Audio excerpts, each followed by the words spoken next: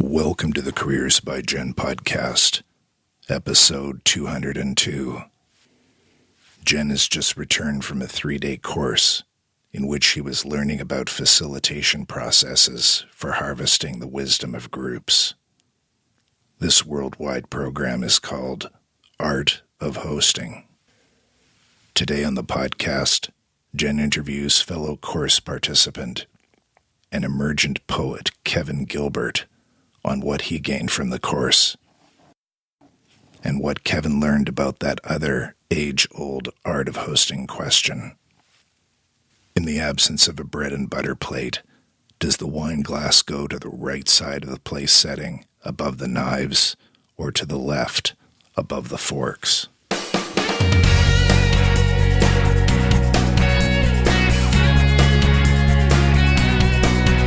You're listening to the Careers by Jen podcast with me, Jen Swanson, the podcast that helps you to get the job, love your work, and advance your career.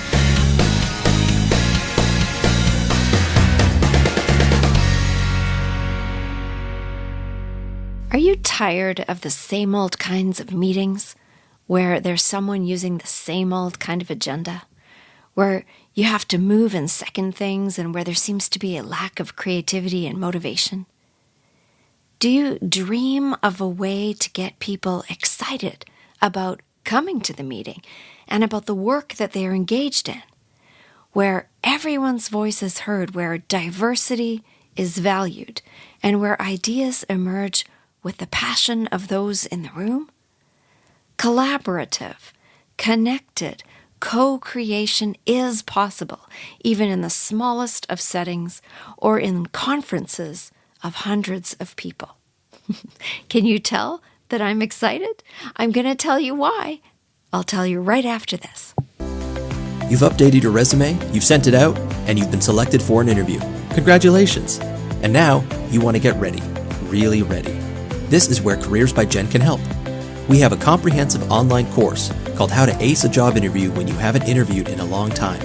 This video-based course is jam-packed with information, advice, and exercises to help you get completely prepared to walk into an interview situation with confidence. From exactly what to prepare in advance, to how to answer common questions, to what questions you might ask the interviewer, and so much more, this course is designed to get you ready. Visit careersbyjen.com and click on Training Resources to see the curriculum, preview a couple of the introductory lessons, and see what others who have taken the course are saying about it. Visit careersbyjen.com and get ready to ace your next interview. I have just returned from a fantastic, almost 4 full days, not quite, away on a beautiful island community in British Columbia, Canada, where 4 amazing and gracious members of the design team shared their wisdom and experience with a room full of leaders in a workshop called The Art of Hosting. The people in attendance came from different places around the world, spoke different languages, and they came from a variety of contexts. Some worked in for-profit businesses, some in not-for-profit organizations, some worked in arts, some worked in IT, some worked in government organizations, some in faith communities. The scope of experience in the room was vast. The Art of Hosting title itself is an umbrella term in a way for a collection of particular innovative methods of facilitating meetings. And it's really about hosting space for people to gather and allowing what needs to emerge from the wisdom and the knowledge and the energy flowing from the people who gather themselves. Rather than the typical scenario of someone chairing the meeting or one person at the front of a room facilitating the group, the events are designed by a planning team, a group of people who are hosting the program in such a way that the content is actually created by the group and the leadership is shared. It's a way of inviting people to step up, to contribute, to connect, to collaborate, and to imagine ways in which to deepen conversation.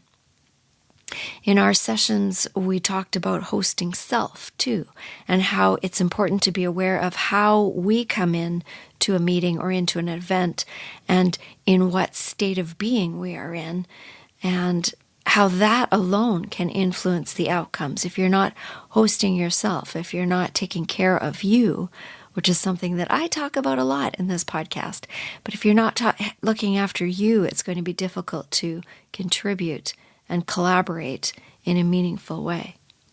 It was rich material, and it resonated with my hope for healing and connection in our increasingly divided and hurting world. I'm going to share a conversation with you today that I had with one of the participants earlier, and we had this conversation right at the tail end of lunch. And I was speaking with Kevin Gilbert, and he is a facilitation and practice leader with Domain 7, which is a global product studio. And Kevin is also the co-host of a podcast called Changes in the Making. So welcome to the show, Kevin, and I am really excited to be talking to you in this beautiful place. We are outside on location on Bowen Island in British Columbia. And we have been at a conference for 4 days now. I can't believe it's been 4 days. And my first question to you is, what is your biggest takeaway? Wow.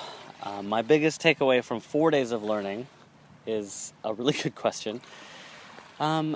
I think it has to do with just letting your connection to the community around you draw out your unique contribution. Just seeing the connection between your contribution and the environment that you're in. That it's not that you as a singular individual entity will somehow rise above and succeed and be this shining light. It's that you have a role to play within an ecosystem. You are nourished by the same forces. You are creating something far bigger than yourself that will outlast you. You have been fed by forces that are here from far before you. And like my intent or our intent to become excellent individuals is a dead end unless we're acknowledging the roles of the folks around us and drawing on that shared energy. Was that too weird? No, that was great. That was great. It's the collaboration is what we've been studying, and all these different methods of helping get at what people really care about and the passion that people have in the work. And there were 50 people here, and each person working in a different place, a different kind of company, a different kind of workspace environment, some for not-for-profit, some were business, some were very, technical industries. And it's been fascinating to see how this collaborative, I can't talk, lunch was too good, collaborative methods or methodology can be used across every kind of industry. Yeah. And so in your case, how are you going to be using it? It's a great question. Well, one of the quotes that our lead facilitator, Chris, said on day one was about diversity. That we choose to pursue diversity in gatherings like this, not just because it's a nice thing or a trendy buzzword, but because without diversity we die. In systems that are homogenous, we die. And so I think of that cross-pollination between industries that you're talking about, from nonprofits to government to corporate enterprises and beyond. It's by listening to those diverse voices that each of those communities is strengthened with their own better solutions because they heard diverse input. And so when I think of the toolkit of participatory leadership, that's what this whole conference has been about. The art of hosting means creating space for meaningful dialogue in communities. Sharing the chair. Seeing leadership as something that is not just one person's command and control, top-down, hierarchical right to enforce, but a role that they play inviting other people into that conversation. So that's what I want to take from here. 3, 2, 1.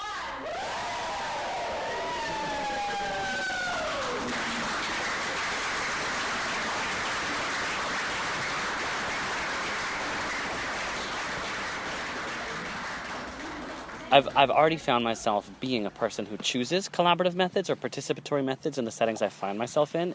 It has become my default or my natural mode of working. So I want to continue to operate in that space with a little bit more certainty that these methods work, that these must be moved through to these systems for their own health. I'll sometimes bring some shyness, say, when I'm facilitating a group of CEOs or working in an organization that has 40 people in a room all staring daggers at me saying, why are we doing this? I can sense myself bringing a little bit more groundedness and certainty that this is better for them, this is better for us, it's better for our project, it's better for the world at large to choose participatory methods. So there's a confidence that I'm taking away, rooted in the belief that this is the right path. And then I think just wanting to help spread these methods, that it doesn't need to rest and end with just a group of people who happen to be, have access to Bowen Island and come be part of this workshop, because this mode of leadership has the opportunity to change fundamentally how our governments work at the provincial and federal and municipal levels. It has the power to change the way our organizations lead. And I don't know what that's going to look like. That's a multi-decade shift, but we're right here on the precipice of that shift. And I can't wait to just keep nudging that forward from the different levers that I might have. You are so excited right now. I love it. So we're talking about the difference in leadership style from somebody dictating what the agenda of a meeting is going to be and then walking everybody through it, blah, blah, blah, blah, blah, boring. I'm sure everyone listening has sat in one of those meetings and you get stuff done, but it's not invigorating. It's not exciting. What have you noticed about this style of meeting leadership? That's also a great question. I recognize that, yes, designing meetings like this can sometimes be more invigorating, but they're also more exhausting. Like, it takes so much more of participants' energy to say, we want you to be a co-leader here. You don't get the chance to sit passively and let it all slide past you. So there are increased demands on those in the room, again, for their own benefit. Because if you're letting life and your organization's decisions slide past you, then you're already destined for a little bit of disappointment once you realize it wasn't what you wanted to be part of. So what I see is an invitation being extended for people to show up and help co-create the world that they want to be part of. So you get the group's energy buying into the creation of something they want to be part of, which increases commitment in organizations, increases the creative potential of the solutions being created, increases the strength of the social fabric in those communities, and just helps envision a world that's worth inhabiting into the future. It's big picture for me, but it's also right there in the room. The relationships that you're now truly engaging in instead of zoning out about, those relationships are going to be stronger. So the way you come to work is going to feel different. So the way you're going to go home at the end of the day is going to feel different. So that you can be a better human being in the spaces you occupy outside of your workplace. It all fundamentally connects to that ripple effect. Speaking of the sound of these waves, of what we're creating when we choose to gather like this. There was a quote yesterday that Chris said. Again, he's our lead facilitator, but it's a statement I've heard from a few different places. It's not just that the work we're doing needs to be, the thing we give our attention to. The work we do can matter, but what matters more is the way we are with each other when we are working. That has a bigger impact on the world and our communities than the things we're actually making. So these methods of collaborative methods, participatory methods, hosted methods say, we're going to choose to work together in a way that respects the intelligence and the potential of everybody here so that after this, we are strengthened. That's beautiful. Beautifully said. Thanks. So if people want to know more about you, Kevin, where can they find you? Well, my co-host Veronica and I have our own podcast. It's called Changes in the Making, so you can look us up at the places that you find podcasts. You can also follow what Domain 7 publishes on our Medium publication, which is called The Connection, where we're talking about themes of empathy and connectedness, collaboration, the future of work, those types of things. Or you can just drop me an email. I'm Kevin@domain7.com. That's Kevin spelled with an A, Kevan, at domain7, the numeral 7.com. Fabulous. And what's one last piece of advice for the Careers by Jen listener?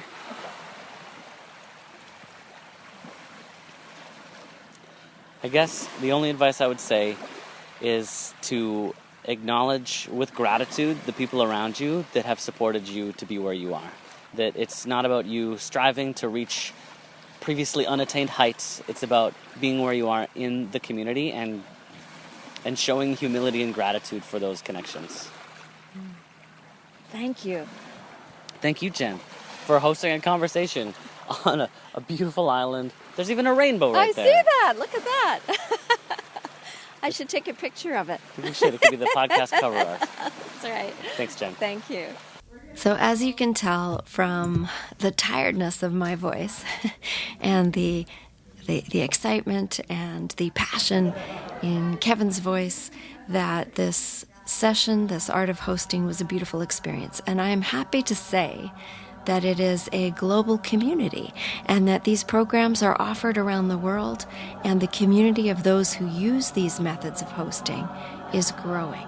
So if you want to find an event somewhere near you, please visit www.artofhosting.org. Let's change the world, one meaningful conversation at a time.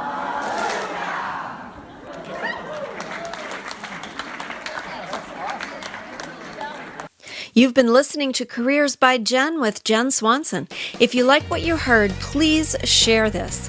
You know, if every single person listening today shared this episode with just one friend, our audience would be twice as big just like that. And the more people we can help with our content, the better. So help out a friend and help grow our audience by sharing this show with someone you know who would benefit from the content. If you haven't subscribed yet, please do that, and together we can make a difference. Until next time, take good care.